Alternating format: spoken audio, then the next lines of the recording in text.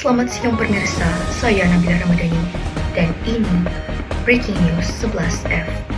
Berita siang ini datang dari kasus pembunuhan yang mengguncang sebuah apartemen. Seorang driver ojek online diduga menusuk pemilik unit apartemen saat menghantar makanan.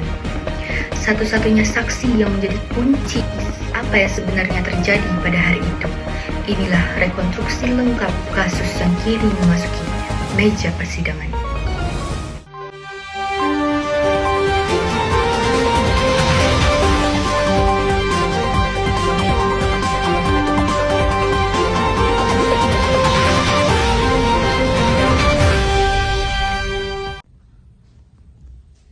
Sidang perkara nomor 214-PID-B-2025 mengenai dugaan pembunuhan dan pencurian atas nama terdakwa Syauki Syafiq Adila akan segera dimulai. Majelis Hakim memasuki ruangan sidang. Para hadirin mohon berdiri.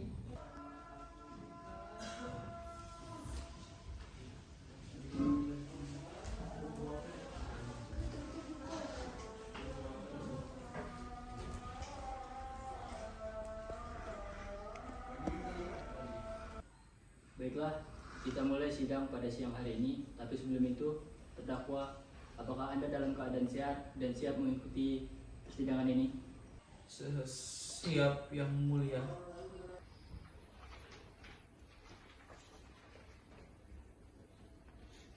Yang Mulia, terdakwa diduga melakukan pembunuhan terhadap korban unit apartemen. Korban pada malam kejadian. Terdakwa merupakan orang terakhir yang terlihat memasuki dan keluar dari unit korban, sehingga memenuhi unsur pasal 338 KUHP tentang pembunuhan. Selain itu, terdakwa diduga mengambil 1 unit laptop dan 1 unit telepon genggam milik korban, sehingga turut memenuhi unsur pasal 362 KUHP tentang pencurian. Yang Mulia, kami keberatan. Klien kami hadir di unit korban semata-mata untuk mengantarkan paket sesuai permintaan korban lewat WhatsApp yang termasuk alat bukti surat sebagaimana pasal 180 ayat 1 huruf C KUHP. Selain itu, aplikasi pengiriman menunjukkan bahwa klien kami mengantar paket lain setelah itu, mendukung alibi waktu. Yang Mulia, chat WhatsApp dapat direkayasa. Kami memiliki saksi yang dapat memberikan keterangan penting mengenai aktivitas di sekitar unit korban pada malam kejadian. Baiklah jaksa, panggil saksi yang ingin Anda hadirkan. Saya memanggil saksi bernama Ibu Alfi yang merupakan tetangga korban di lantai yang sama. Silakan dakwa untuk duduk kembali di samping pembela dan silakan saksi untuk memasuki ruangan.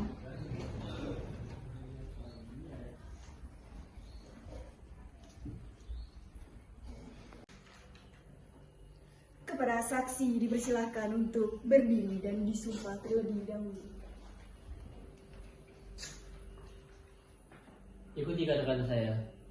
Demi Tuhan, Allah Subhanahu wa Ta'ala.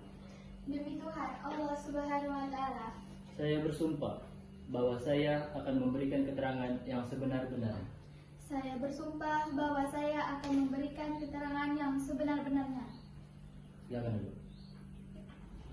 Silakan Ibu Alfi, berikan kesaksian Anda. Pada malam itu, saya keluar dari apartemen saya dan melihat terdakwa keluar dari kamar korban dan membawa barang yang mencurigakan. Bu Alfi, apakah Anda melihat barang seperti laptop atau HP yang dibawa oleh terdakwa? Ya, saya melihatnya dan seperti membawa benda tajam yang berlumuran darah. Saksi, apakah Anda benar-benar melihat wajah dari pelaku tersebut? Tidak, saya hanya sekilas. Terdakwa hanya memakai kacamata. Yang Mulia, keterangan saksi tidak bisa dapat membantah dari klien kami karena ia hanya mengingatnya sekilas. Dan juga terbukti bahwa klien kami hanya mengantar paket sesudah itu.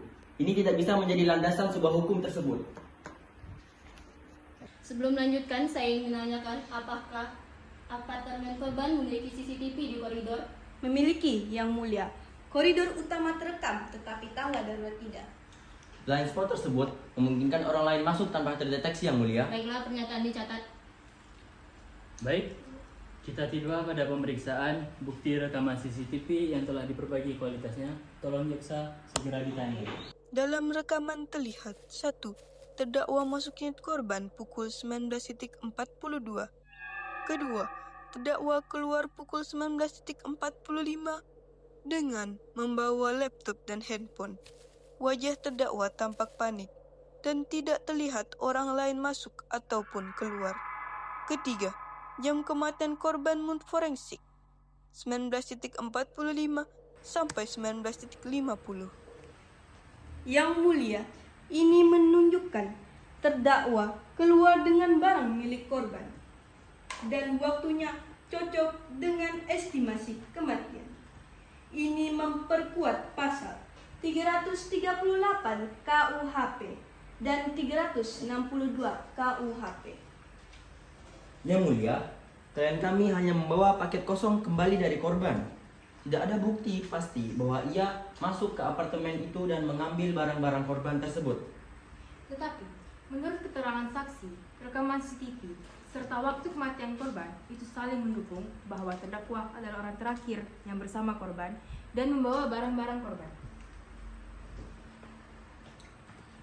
Baik, untuk memberikan kesempatan kepada kedua belah pihak meninjau kembali hasil rekaman CCTV, kesaksian, serta bukti tambahan terkait dugaan pembunuhan dan pencurian laptop dan handphone, sidang ditunda hingga pukul 13.00 waktu Indonesia Barat.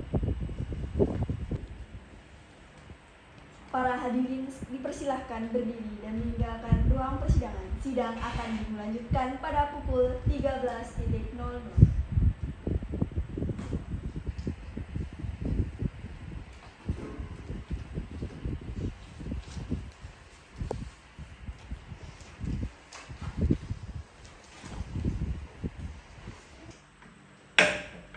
Sidang akan dilanjutkan dengan pembacaan putusan. Mohon untuk semua pihak untuk tetap tenang dan mendengarkan secara seksama. Setelah menimbang seluruh fakta, bukti, dan keterangan saksi yang diajukan dalam persidangan ini, Majelis Hakim berpendapat bahwa terdakwa Sauki Satik Abdillah terbukti secara sah dan meyakinkan melakukan tindak pidana pembunuhan berencana, sebagaimana diatur dalam pasal 340 KUHP. Hal-hal yang memberatkan bagi terdakwa antara lain terdakwa telah merencanakan perbuatannya dan tindakannya menimbulkan kematian korban yang tidak berdosa.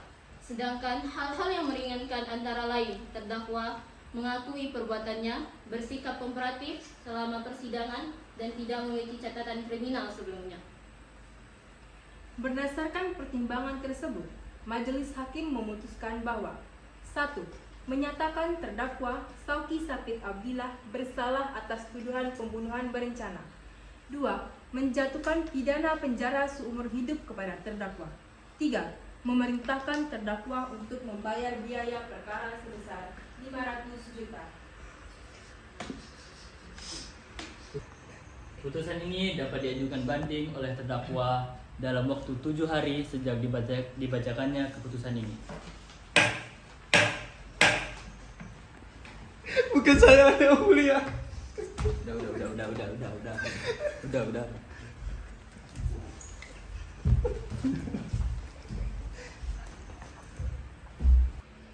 Terima kasih telah melaksanakan sidang sesuai dengan aturan yang berlaku. Sekian sidang kasus pembunuhan nomor 214-PID-P-2025 mengenai dugaan pembunuhan atas nama terdakwa Sauki Satik Abdillah resmi ditutup.